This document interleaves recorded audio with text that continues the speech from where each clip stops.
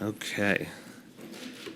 Let me begin, as I like to do, with all of our announcements of new members of our administration by thanking everyone who has helped to put together this administration, starting with our First Lady, who I don't see in the room, but I thought was going to be in the room.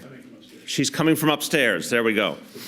The co-chairs of our transition, Carl Weisbrod and Jennifer Jones-Austin, our Deputy Mayor Lillian Barrios-Paoli, and my Chief of Staff Laura Santucci. Want to thank them all for the work they did leading to today's announcements. We've said it before, we'll say it again. The vision in staffing up this administration has been to find extremely effective, experienced folks who share the progressive values of this administration and represent the totality of this city. And I've said from the beginning, I was convinced there was extraordinary talent out there that wanted to be a part of public service. Every time we get to make these announcements, I think it confirms that view. With the appointments today of Maya Wiley as counsel to the mayor, Emily Lloyd as commissioner of DEP, and Donna Corrado as commissioner of DFTA, we're taking a major step forward in creating the administration that we envisioned. Maya, Donna, and Emily are each highly respected leaders in their fields, and each possess the firsthand knowledge and experience that will make them effective leaders in this administration. Let's first talk about Maya Wiley. Maya is known locally and nationally as one of the fiercest advocates for equality and social justice, and she fits the vision I have for the role of counsel to the mayor.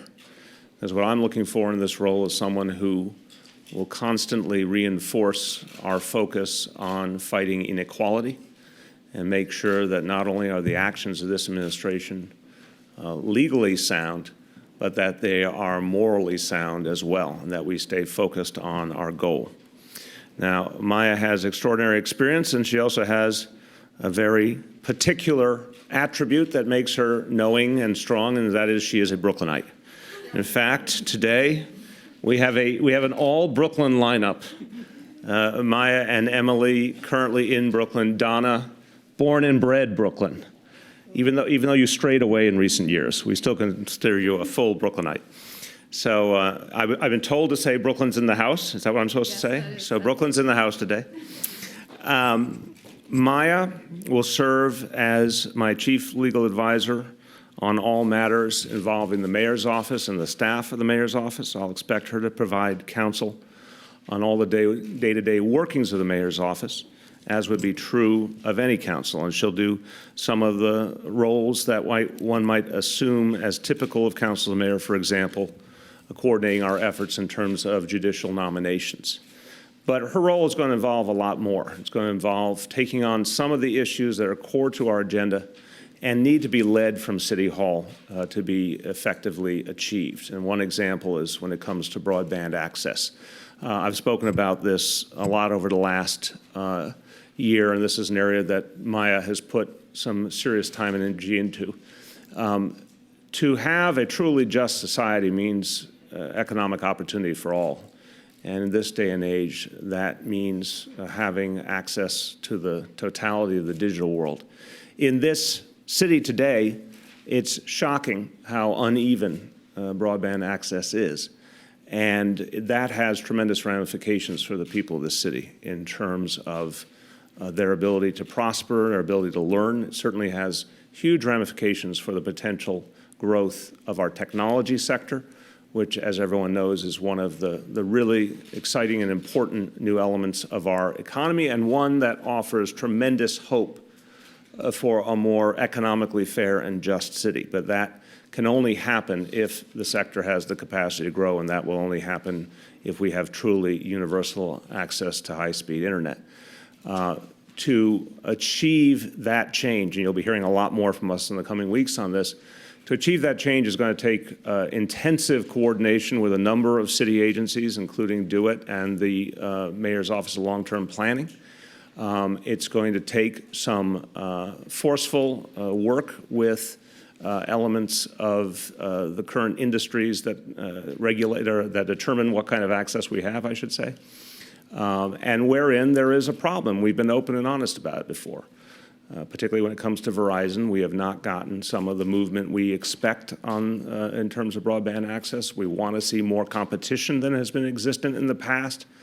These kind of efforts are going to involve a lot of different city agencies, but they have to be led forcefully from City Hall, and that's why it's something I want under the purview of the council to the mayor.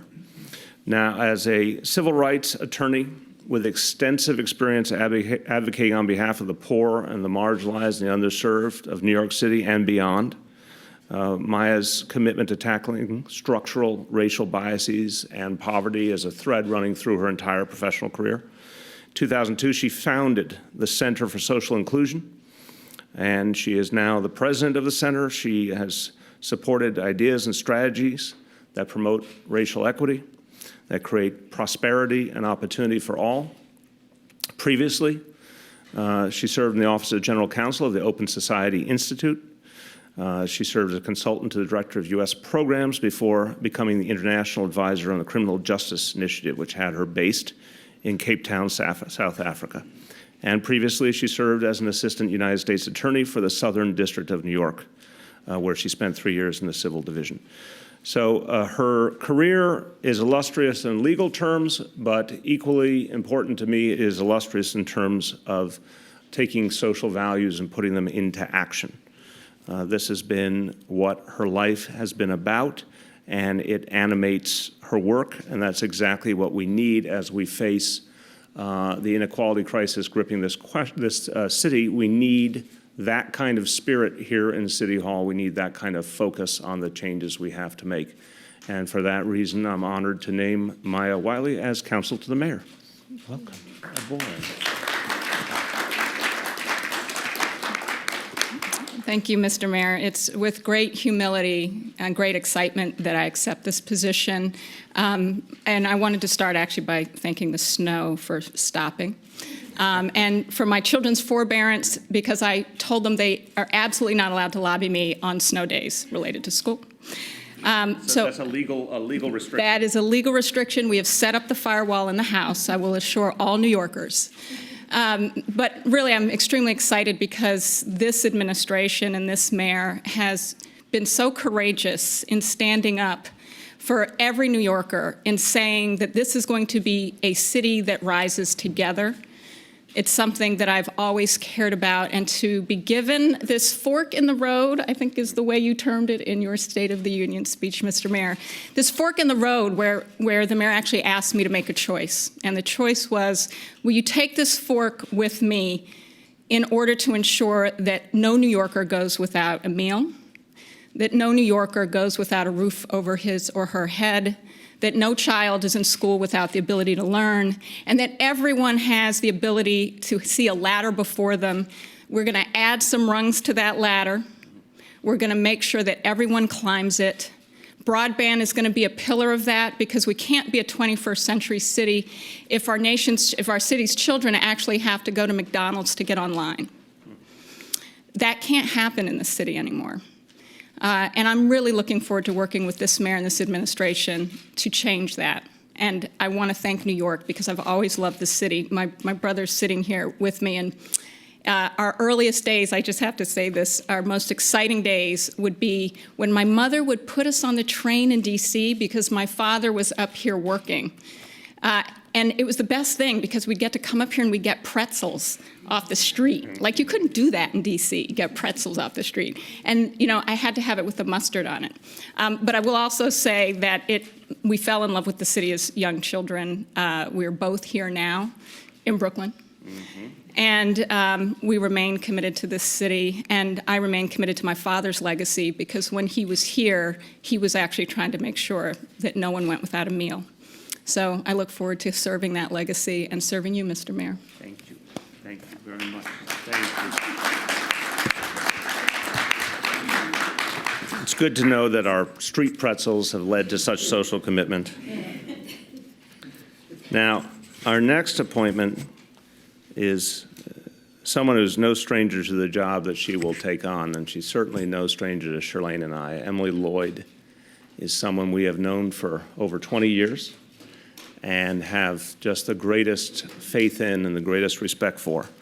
And when the question of who would be our next Environmental Protection Commissioner came up, I knew from my point of view there was no one better in New York City, no one better in this country to take on the role. The only question is whether we could tempt Emily back into the service of the people of New York City, and I'm thrilled that she said yes. Emily served as DEP Commissioner from 2005 to 2009, and she understands, by definition, this agency as well as anyone, and understands the enormous role it plays in our city's life, even if it doesn't get the attention it deserves, and that the challenges have grown with each passing year. Let's note what DEP is expected to provide and to achieve each and every day. First of all, ensuring the quality of drinking water for 8.4 million people, ensuring that their air is safe, overseeing, in the case of the commissioner, a staff of 6,000 to maintain the city's critical water and sewer infrastructure. And on top of that, driving key parts of our administration's sustainability and resiliency initiatives across all 5 boroughs.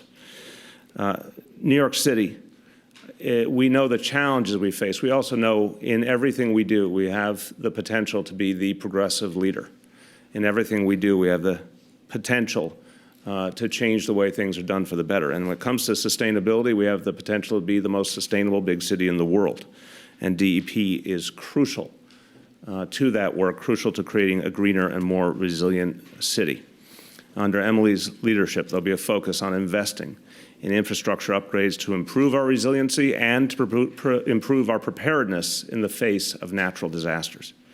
It will be her role to convene public and private sector leaders to build upon the successes of Plan NYC. And as I often say, there are areas where I disagreed with the Bloomberg administration. There's areas where I found a lot of agreement and a desire for a lot of continuity.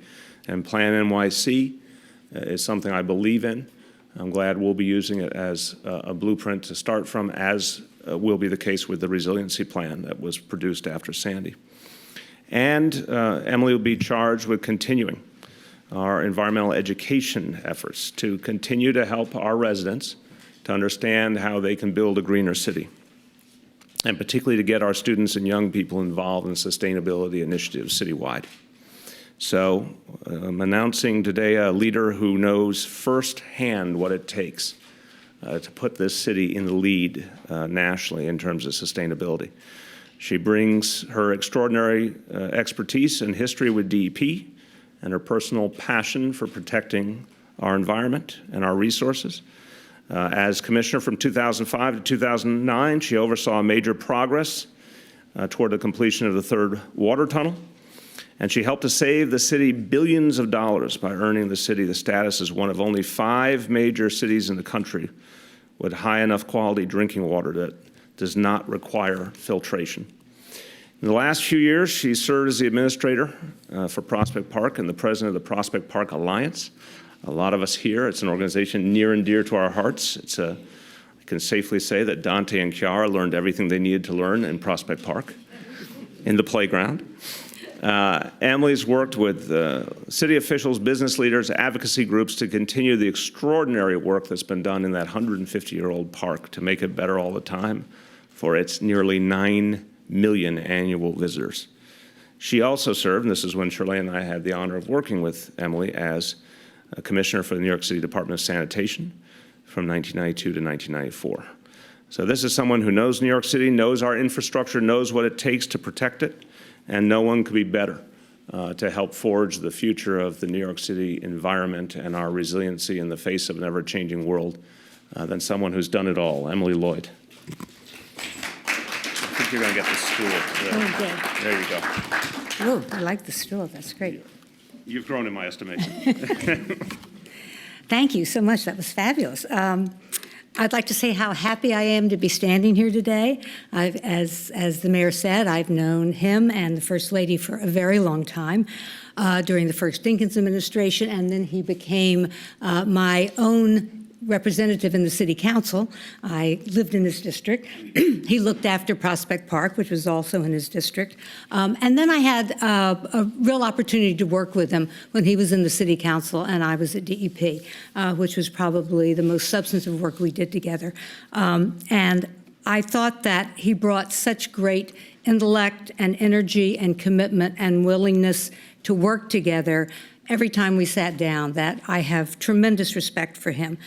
He's someone who can really grasp the issues, look for the opportunities and solutions without either demonizing city agencies or diminishing his advocacy for the way to do things. And I think that's a very special kind of ability.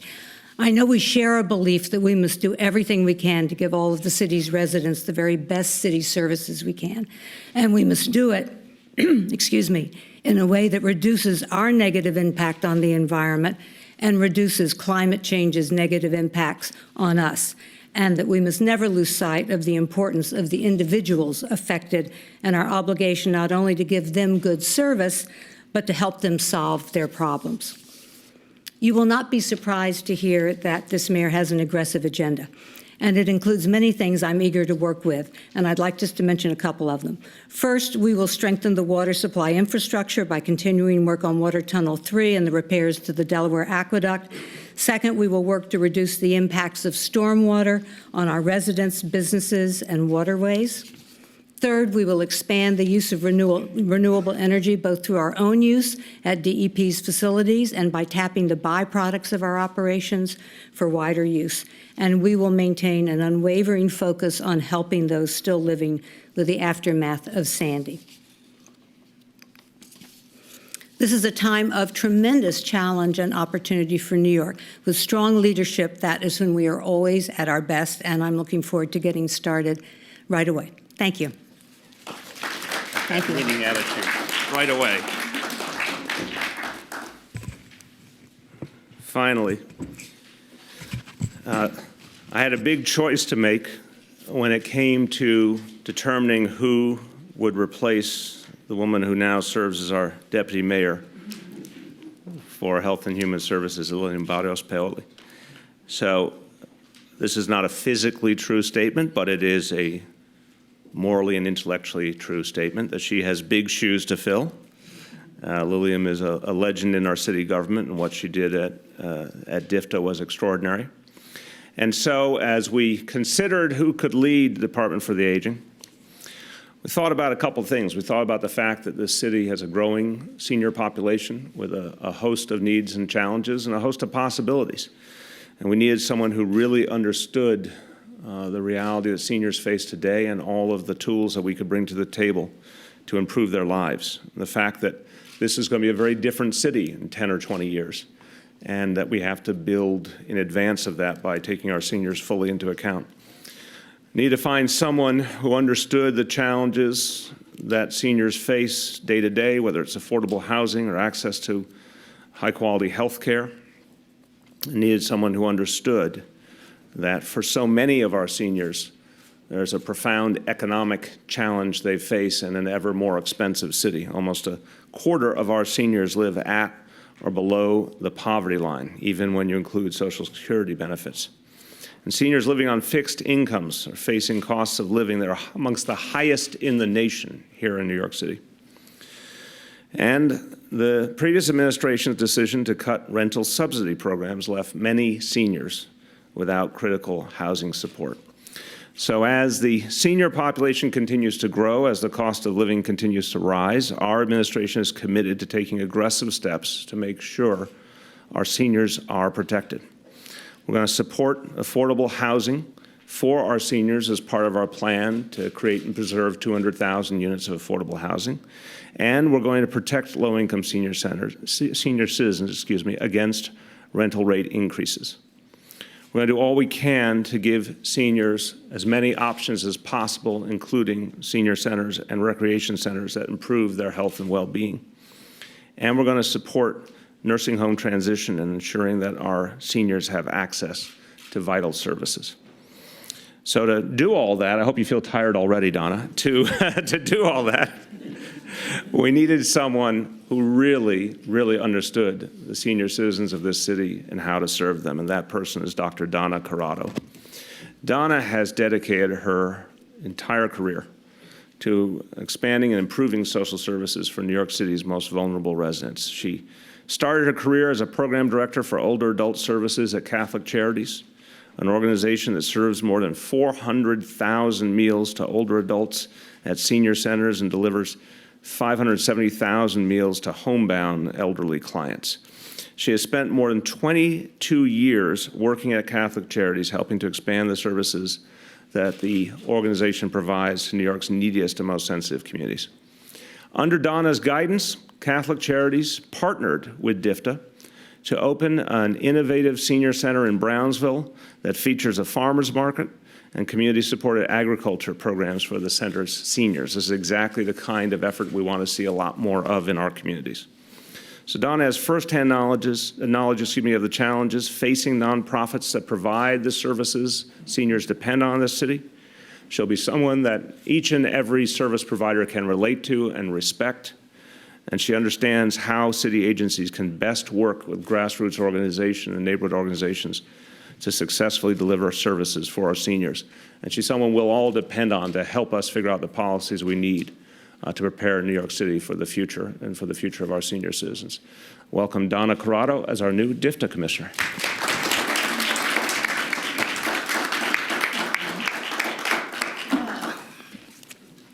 How audacious to step into the role of the Commissioner of the Department for the Aging after Lillian Barrios Paoli. That was very intimidating to me in one sense. And in another sense, it was refreshing. And it was an incentive because she is leaving the department in good shape, having already started many of the initiatives that we had all been praying for years. And I just hope to build on that and expand on all the wonderful work that you've done and your cohorts at DFTA and your deputy commissioners, one of whom is here, Karen Resnick. My passion for working with seniors goes back, as the mayor said, over 22 years ago, when I was hired at Catholic Charities to run a case management program, one case management program, then 5 programs, then 10 programs, and then over the years, overseeing all of the agency's vast portfolio of senior services. So in that sense, I'm well-equipped to step into this role from the perspective of the provider community. And as you know, over the years, funding for aging services has diminished on the city level. But under this administration, it is a priority, especially given the fact that seniors, 1 in every 5 seniors, lives at or below the level of poverty. My vision for the Department for the Aging, and I am so audacious to be able to do this and sit here and set policy on minus day 1, because I haven't actually started in this role yet, but there you go. My vision includes enhancing the capacity to provide quality case management by reducing caseloads to more manageable levels and building case management capacity given the enormous wait list that we have. Really, in using the information, Lillian had the foresight and the brilliance to study case management, and the results of those studies, I'm told, will be out shortly or tomorrow. So we can do that really based on scientific data and knowledge and find what are the best ways that we can provide case management, what's the best array of services, expand that array of services, and be more flexible in doing so. I'm thrilled that I have the opportunity to work across city agencies and having the broad knowledge of other human service fields that we can actually do better work because seniors are homeless. Seniors we could do a better job of supporting seniors by having access to benefits. And every city agency plays a part because we're all getting older. So there's older homeless people, there are older, everything. Everybody's older, so it's across all the networks. We'd like to start a citywide campaign to gain access to seniors for benefits and for food stamps, given that 40%, only 40% of seniors that are eligible for food stamps actually participate in that program. So there's more we can do. We'd like to open new avenues of funding and better align the DFTA network, the service network, with the changes that are going on currently in healthcare. That's a way to expand programs. That's a way to bring new sources of revenue into the DFTA service market, and we're looking forward to doing that. Expanding on the theme of every day should be Chicken Day at the senior centers, and my friend Could you here. explain that theme? I think that is definitely an inside joke. That is an inside joke, and the reasoning goes that if you serve chicken, they follow chicken. So the more chicken you serve, the better the utilization in the senior center. All right. Okay. Put that motto on the wall. So in that theme, we would like to have not only a chicken in every senior center and a chicken in every pot, but a master's level social worker in every senior center across the city. We'd like to expand the capacity for seniors, transportation options, by bringing to scale the taxi card program currently being piloted in 2 boroughs. It's a tremendous need for seniors, especially in the outer boroughs, for transportation to medical appointments. It's very difficult for them to access assessor ride, which, working with other city agencies, it's a need for improvement.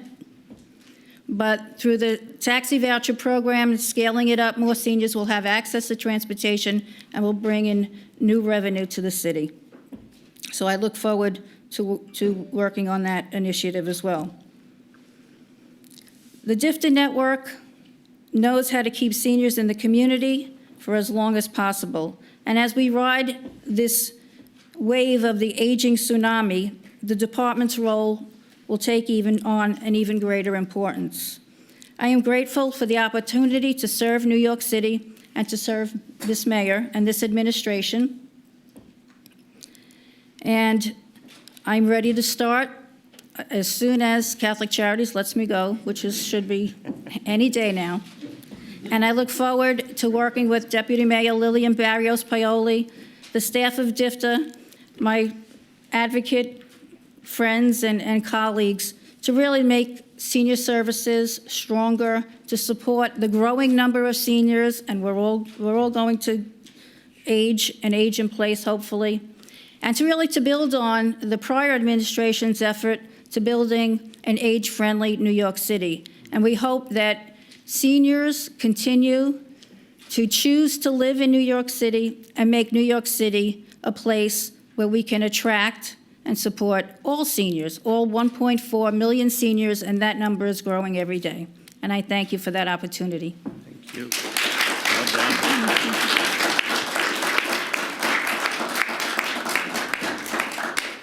Well, I've learned a lot already at this press conference, including the Chicken Day, definitely, that was a revelation, but I was also going to say the physical intimidation level of Lillian Barrios Paoli. I didn't realize that she struck fear in the hearts of people this way. I just thought it was your sparkling personality. I didn't realize intimidation was so much a part of it, too. A moment in Spanish. Tengo el gran honor de anunciar a 3 líderes progresistas y efectivos para que dirijan nuestros esfuerzos para mejorar la vida de las personas mayores, proteger el ambiente y reducir la desigualdad social. And with that, we're going to take questions about these 3 appointments, so on topic only, these 3 appointments. Yes. About broadband, DO IT already says that there's nearly 100% availability residential for the city, and the real issue is adoption, which is a complicated task. What are some of the ways this can be tackled?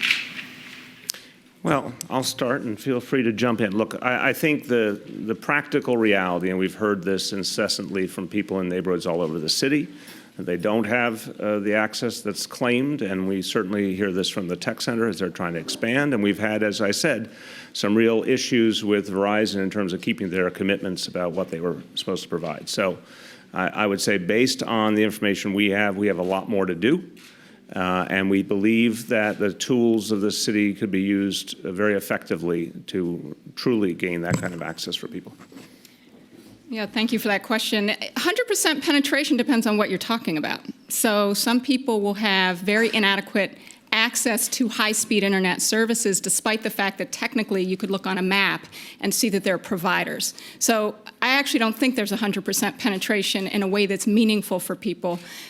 One of the important things to focus on, in addition to the infrastructure and whether the infrastructure itself provides sufficient bandwidth, sufficient data, sufficient access, is affordability. Because so many people in this city, even if they are lucky enough, and many aren't, but even if they are lucky enough to have access in their neighborhoods, they can't actually afford to pay for it. Because if you can't afford to feed your family by the end of the month, you can't afford $75 a month for the broadband service, and that's what we have to fix. Yes. Yeah, I was just a little confused about the connection between kind of the legal side of Ms. Wiley's new position and broadband, how that kind of... I'm glad you asked that question. Because, look, there's different, in fact, if you look at the histories of council to the mayor, a lot of different people have played the role in very different ways. It is, of the many positions in city government, it's one of that's most sort of in the eye of the beholder. It depends on what the individual mayor is looking for. It depends on how the individual in the role plays the role. I've seen the council of mayor role historically as one that carries the mantle of the mayor's office and helps to make things happen. And this is an example. This is a kind of area that we're only going to get progress on if it's directed from here. And it needs a convener here and someone who will drive the agenda. Now, that being said, Maya's role will obviously also involve some of the traditional legal counsel type roles by definition on a whole host of issues. When we're having discussions on policy initiatives, it will be her role to pass judgment on if they're legally sound or if there's questions that have to be resolved. It'll be her role to work with different agencies to create some of that quality control, if you will. But I want to emphasize this is not a narrowly constructed role. This is very much a policy role, very much a role driving some of the core pieces of our agenda. Yes. You spoke about having Bloomberg era continuity with Emily Lloyd, Department of Environmental Protection. In terms of the Parks Department, you're a fan of Bloomberg's environmental policies. Are you looking at something similar there as well in terms of leadership there? Well, as I've said many times, we don't make announcements for any role until we get to the point of being ready to announce them. I think in the area of parks, I do have some differences, and I've talked about some of the things we have to do to create greater fairness in terms of support for parks across the 5 boroughs. And I was critical of the previous administration in terms of some of their approach to parkland and the disposal of parkland, for example, in the most recent situation with the soccer stadium. Been critical of some of the ways that we fund parks and want to look for greater equity in that. So those will be important principles when we get to the point of making that decision, but when we have an announcement, you'll be the first to know. What's the city's legal authority to help make broadband more affordable? I'll start and then let the lawyer take it up. I'm not a lawyer, so I'm going to answer the question more from a programmatic level. I think we have tremendous ability to determine the outcome here. This is a situation where our city's economy is being held back. Social and economic justice are being held back because we haven't reached this level. Now, if you look, again, I'm being very open about the fact, I've talked about this before. If you look at the franchise agreement that Verizon's working under, there's very clear terms there that have not been met. If you look at the state of competition in this area, it's greatly lacking. And I think there's a history in this city, in this state, of some very interesting absences of competition in certain areas. We think we have a lot we can do on that front with our regulatory power, with our purchasing power, with our franchise power. So I think we can have a big impact. But I'll allow Maya to do what she'll be doing from now on and telling me what the law says. And the first thing I will say is the lawyer will never say what the law says without first doing a full vetting of the law. So I think your question is really appropriate. And thank you. Your question is a really appropriate one. There are lots of legal issues involved, and we will be looking at all of them. I think the mayor is absolutely accurate when he says there are lots of levers that the city can pull to ensure access, and we will be pulling all of them. Yep. Hi. Ms. Lloyd mentioned that part of her focus would be dealing with those living in the aftermath of Hurricane Sandy. Could you go into some more detail on that? I'll start as she comes forward to the step here.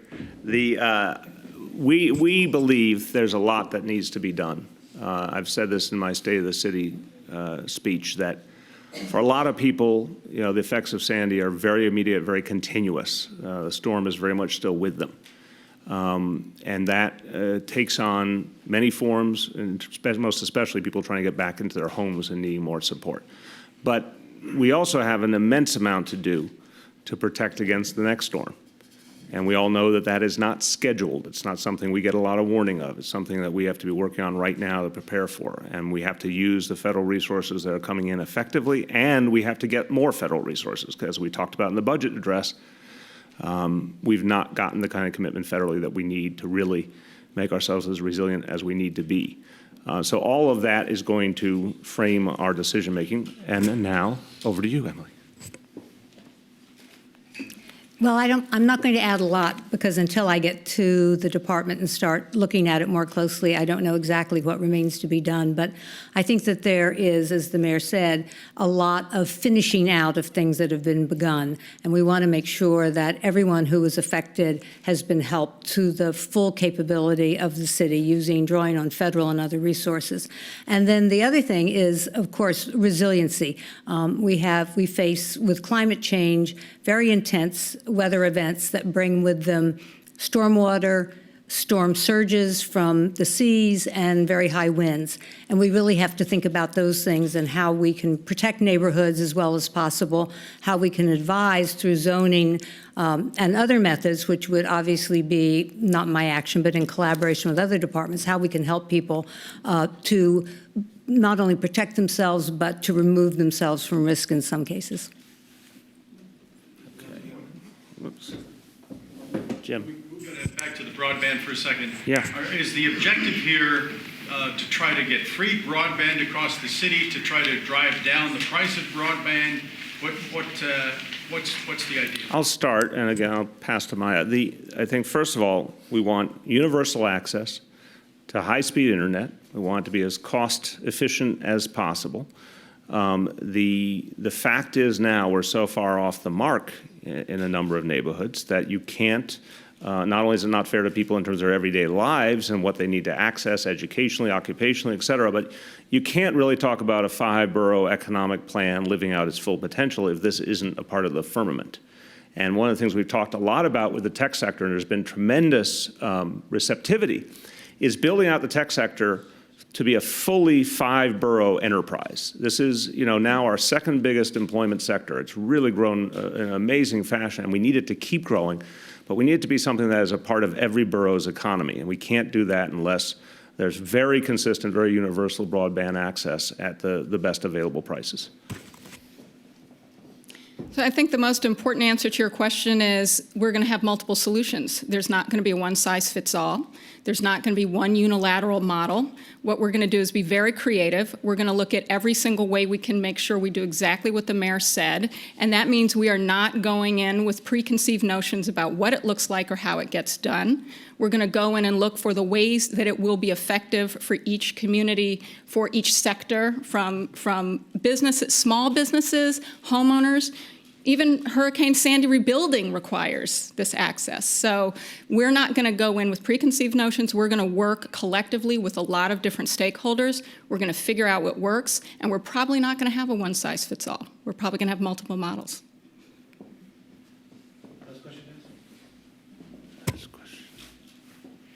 Always an interesting question. I have faith in you. Go ahead. I do have a question for you, but it doesn't have to do with this, but the Times Union editorial. Wait. We're staying on topic. Judges? Okay, well, we can get that one into the next one. We can get that one into the next one. I do want to honor the notion we're staying on topic here. It's a lovely editorial, but I do want to honor that notion. Okay, on topic, yes. You talked about your stance on park partnerships. Could you? I don't know, you're a little off topic also. I answered that previous one because I was in the spirit of answering, but this is on topic. So parks is not on, this is environmental protection, aging, and council to mayor. Last call. 1, 2, yes. That's you, yes. Ms. Lloyd also talked about renewable energy. Can you give me any examples of types of energy you might be looking into? Well, let me start and then pass it to Emily. We have tremendous opportunities here. And first in the area, by the way, of conservation, one of the things I'm very excited about when we announced our housing team, we announced Shola Alataye as the new chair of NYCHA, and one of her first priorities is going to look at how we do a really massive program of energy retrofit in NYCHA, which will not only save a lot of money, more importantly, will be tremendously good for our New York City environment and one of our ways of addressing climate change, and I think a great job producer for folks in NYCHA and beyond. When it comes to alternative energy, I think we have an opportunity through the funding we're receiving to address Sandy and our resiliency efforts to look for ways to create more alternative energy options. And by the way, we remember in the aftermath of Sandy, one of the most devastating realities was that power was cut off and there weren't locally available sources to compensate. And so as we're going through our efforts to rebuild, we want to find ways to create greater energy independence here. And that could obviously involve things like solar and wind. So this is actually an opportunity moment for us. Well, I think solar and wind are very important opportunities. One of the wastewater treatment plants is put in the process of putting in place a solar panel. So one thing I think we want to do is to be very alert throughout our system as to opportunities to install solar and wind. But the other thing, of course, is that wastewater treatment plants generate a lot of digester gas, and that is a fuel if it's captured and used properly. And I think the goal is to both look at reusing that to power the wastewater treatment plants, which take quite a bit of energy, and also to see if it can be captured and made available for other uses. All right. Thank you, everyone.